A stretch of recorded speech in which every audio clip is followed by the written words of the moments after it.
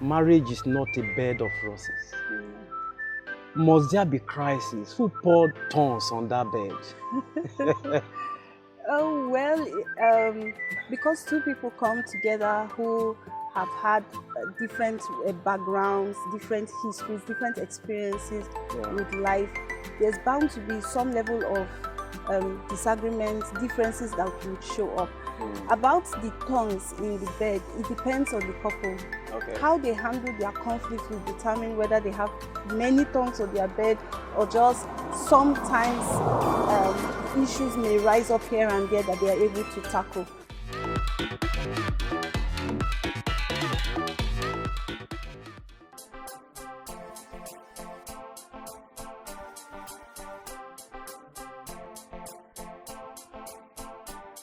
Welcome to Akweya TV, the station that talks about history, art, and culture, how they relate to development. Today, we are on the street to have a discussion about relationship and marriage. I'd like you to know that every spouses and many spouses and couples live in a troubled home. But many times, all that people see are the symptoms of a troubled home. And like I was discussing with our guest sometimes back, she said that many people who go through marriage stuff or crisis in their marriage, it takes about 8 years for them to speak out. And you cannot treat a sickness by dealing with the symptoms. You can treat it by going to the root. And that's why today in our discussion, we're going to the root, talking about the root of marital crisis. Welcome. My name is Idajo Aga.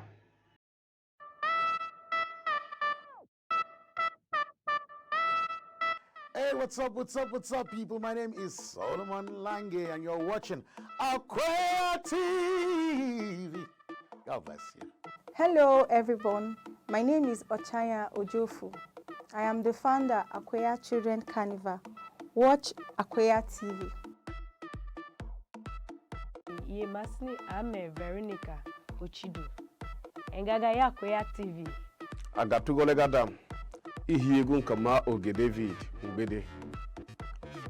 Mbo bagaji Pugole Agatu, local government of Benue State. Umbu reporter Akweya TV. Akweya TV.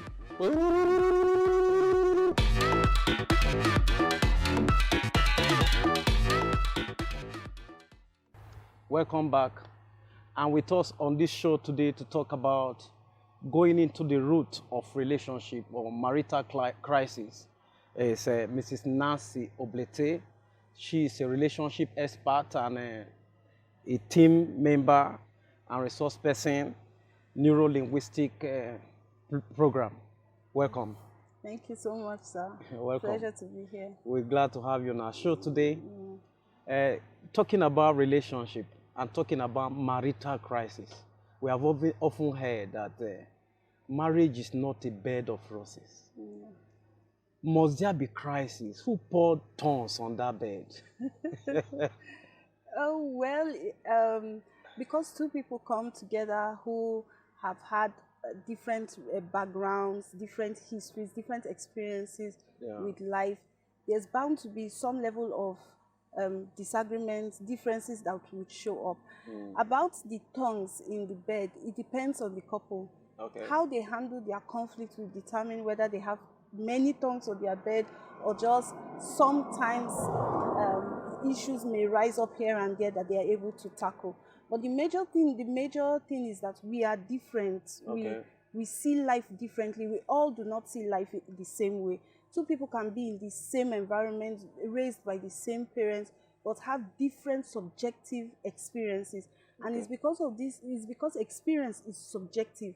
That's why we come up with different meanings to what happened and therefore relate with life differently. Basically, that's why we have differences and conflicts. Okay, so now, you know, there was a time you say that most of what we see as crisis in marriage are like somebody just waking up and saying he's no longer interested in the relationship. You say it's just a symptom of what has been going on. So this root, what are these roots? Are they spiritual?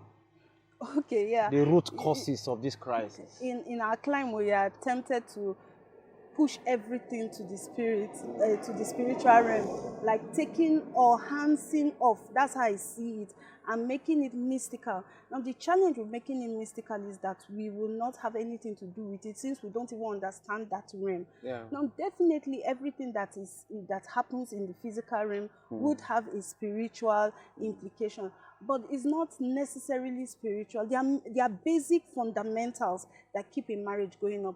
I'll give a few because the time will not permit me to exhaustively talk about them, but I'll mention a few. Yeah. One is the friendship level of the partners. Now, we say love is important, love is paramount in a relationship. What keeps love fueled, what keeps love going is how friendly the couple are with each other. Do they play together? Do they laugh together? Many people lose that. The moment they get into life, they start having children and all, they don't maintain that friendship. What if that was not even existing before? Yes, there's also a actually possibility. came together. Yeah, there are many people too that get married and they are not friends. Yeah. They hardly have a conversation, a sustained conversation, and all. They just feel, oh, we are in love. Many people, when they are in that dating phase, instead of building a strong friendship, they spend the time under the sheets. So when they get into the marriage, they don't know each other. They are not friends. They cannot relate, and that's like one of the core elements to check out for. In fact, like when we do conflict resolutions for couples that are already married, for couples in crossroads, one of the first things we check is their level of friendship. Because when you are friends with somebody, your tolerance level is higher. It's easier to forgive. It's easier to compromise than when you see this person as that person and I am here. So that's one. Then secondly, we talk about fondness and admiration. What's that thing that made you admire this person in the first place? Yeah. Many of us demystify our spouses after we get married to them. Maybe things happen and we begin to lose our fundamental respect for them. Now, many people say, respect is a fundamental need for a man, while love is for a woman. No, everybody needs respect. And that respect is what we keep And fondness. everybody needs love. Exactly. Yeah, everybody needs love. Everybody needs respect. Yeah. The way we may express it may be different, but we all need it. And respect is one of the fundamental things that keep your fondness and admiration for this person. Because once you lose your level of admiration, once you begin to look down on your partner, it is possible for you to talk to them anyhow, to speak to them in very condescending manner, and that's what brings problem. Usually it's not the issue that is the thing, it's how the couple relates to the issue. So that's another thing. The third I would like to mention is influence, accepting influence.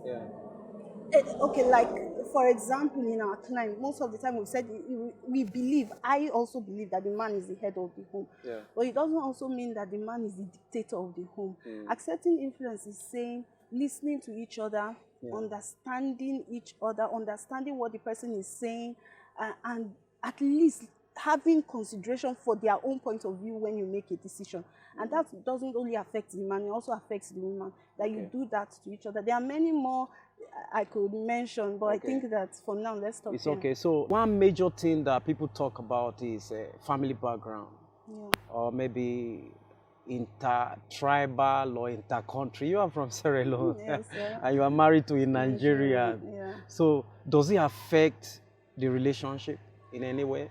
Okay, yes, there are influences from the background that people come in. Like, background is huge. And when we talk about background, we are not just talking about the tribe. We are talking about the culture the person was raised in.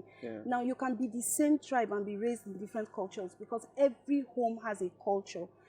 The environment, the people that surrounded you, what was the prevailing influence? Our parents are the first teachers we have for what marriage should be. So what was happening at home, what was happening around in the society where we grew up from will influence us and influence how we view marriage and what we bring into marriage in terms of our resources, the things we already know about marriage, the beliefs we have, the values we hold dear to with regards to the institution. They will come in from that. When you talk about intercultural marriage, like you're talking about marrying somebody from another culture, it also brings in its own dynamics, right? Because what a culture is a way of life. It also talks about beliefs, it talks about things that are sacred, things that are held there, and also all those things have their influence. However, the major factor is how the couple chooses to blend these things. Because as we tell couples that every couple would eventually come up with their own culture. Their own culture should be a mix of what each of them have experienced, what they liked, what they didn't like. So they blend it together to form a new culture that will be their own culture. Now, the thing is, many people do not even understand that they are creating a culture. They leave it to default, and By that's where forming their the new problem. home. Yes, that's where their problem starts, because they leave it to default. They are not intentional about creating their own culture by blending these two. Okay. So now, how do we deal with this? When a family is already experiencing this crisis, can they be managed? Can it be sorted out? Well, like I usually say, I'm an optimist when it comes to this, because I've seen it work several times, that people that have had issues, people that are in a place where they are already thinking of working out on the marriage, actually can come back and rebuild. The thing is this, I'm a builder by profession. We do construction, and construction, for example, is a very rigid structure. It has a foundation, which is one of the critical elements of construction. And then sometimes the foundation is not done well, and you have built the structure and all is standing, and then you now notice a defect in the foundation. You will not crumble the whole building because of that defect. If the building is valuable enough, there is what we can do to sustain the foundation. Is that so? Yes, depending on the value you put on the building. Once the building is valuable enough to keep, then we can go back to the foundation and correct it. It's expensive, it's painstaking, it's time consuming, but it's possible. So if it can be done for a rigid structure, it's called underpinning. That's the professional term for it. If it can be done on a rigid structure like a building, then it can be done for marriages. If the couple know where to go, who to speak to, and they both are still willing to work on the marriage. For me, that's the biggest challenge, willingness to work on it. Because many people struggle on their own. They use up all their energy struggling to keep the marriage going on their own. So much so that by the time they are speaking up, they are exhausted emotionally, they are exhausted psychologically. They don't have the strength again to work out the marriage. And that's where the challenge is. So that's why I advocate seriously, when you start having challenges in your marriage, you have tried once, tried twice, tried the third solution, is not working out, that's when to seek for help. Don't wait until it begins to affect every other part of the relationship. And usually, like I told you earlier, many couples wait for between 6 to 8 years before they speak up when they are having problems. By that time, they are exhausted emotionally. So it's challenging, not impossible. So who do they speak to? Now that's the thing. We speak to professionals. You don't speak to everybody. I know that we have been told several times, especially when you attend weddings, they say, solve your problems yourself. Not every problem. Sometimes you can't solve your problems yourself. Don't go. Yes, we say don't go to a third party. Yeah, true on the general, but not always true for every challenge a couple is having. There's nothing wrong in seeking right help. Now, seeking help, who do you go to? You go to someone who is a professional. Most of the time, I would strongly recommend against going to family, because this is what happens when we go to family. Family is sentimentally attached to one person already. So when they try and it doesn't work, when the rubber meets the road, they will support their own. So sometimes, although we have a few family members that could have, because of their level of development, personal development and all, will be able to rise above the general. But in general, that's what happens eventually. Everybody eventually supports theirs. You know, nobody throws, like we say in Africa, there's no bad bush for a bad child. So we support ours. So but you want to go to a professional, you want to go to somebody who has not just experience, but also has tools to help you, because experience is good, but experience is also limited because it's one-sided perspective, what has worked for you. But there are other possibilities that can work for other couples that you may not have experienced. So experience, yes, but also somebody who has learned beyond what they have experienced. So now, as counselor, have you ever reached a point where you advise a couple that it was better for them to let go of the marriage? No, I don't. I don't advise a couple to walk away. But couples have. I have had a couple that has come to the point where they say, you know what, I think it's time for us to separate. Now, what I do I don't do advice, so Okay. I will not tell you this is what will work for you. What I do is expose you to options, help you create those options. So those options, yes, may have led one or two people to say, you know what, this is a time to hold off. And why they got to that point, it still boils back to the first thing I said. They waited too late to seek for help, so they didn't have the emotional strength to fight. So as far as you are concerned, every troubled marriage can work again. I believe strongly that over 90% of the divorces we are having right now should not be divorces. Okay. They can work it out. Okay. So before we go,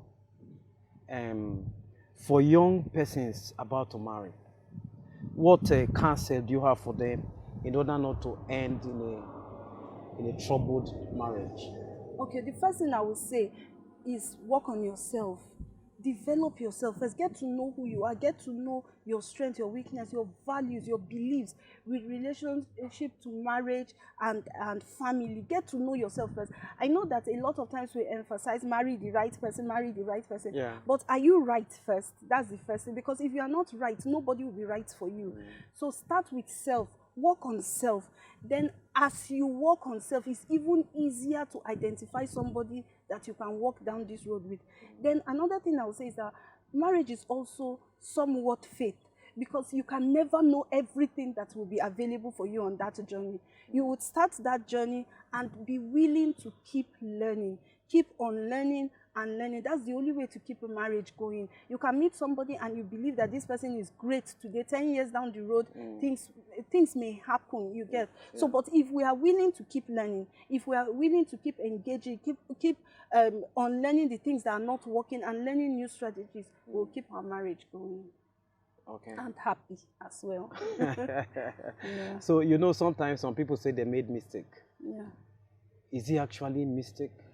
I think that when we say we make mistake, most of the time we are still putting the responsibility on the other person. It's the other person that I married that is wrong. yeah. We are not taking some of the level of mistake. So if you say you made mistake and you now tell me that you've realized that I should have done this better, then I think it's growth. I think it's progress. I think it's moving forward. And I keep telling couples, once you get married, stop asking the question whether this person was right or not. They are right. Work it out. Find a way, work it out. But the moment you still keep hanging to say, is this person right? Then you are looking at the partner as the possible problem. Yeah. You get. And once the problem is a personality, it is hard to deal with. It's better if it's an issue, the both of us can work on it. But once the problem is a personality, you are saying until this person changes, there's nothing that can happen in this marriage. Wow. Thanks for coming on the show today. Thank you, sir. We've been talking with Mrs. Nancy Oblete, and we talked about going into the root of marital crisis. You have heard it. Every marriage going through troubles or crisis can work again. And that's where we're rounding up the show for today. Keep following us on all our social media handle, Facebook, and on our YouTube channel. Thanks for watching. My name is Idagio Aga.